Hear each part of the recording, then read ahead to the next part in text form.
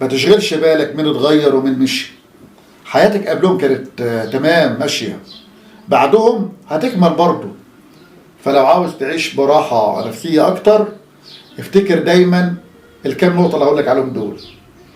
أولهم، ما تديش كلام الناس أكبر من حجمه.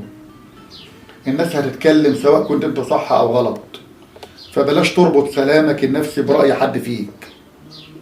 خد بالك. 2، الفراق مش نهاية الدنيا.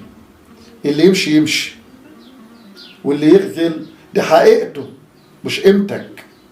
الحياة فيها خسارة لكن فيها تعويض برضه.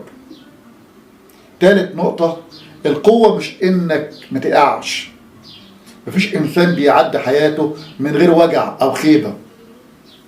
الشاطر هو اللي كل مرة يقع يقوم افهم واقوى من اللي قبلها. 4 نقطة، ما تخليش الحزن ياكل عمرك. في حاجات لازم تتساب مكانها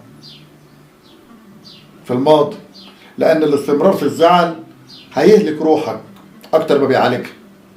5 نقطة، ركز على روحك أكتر. كل ما اهتميت بحياتك وراحة بالك وتطوير نفسك، كل ما بقيت أخف وأهدى وأقوى.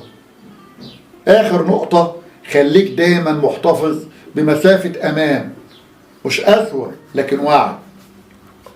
المسافة دي هتحافظ بيها على احترامك لنفسك وراحة قلبك.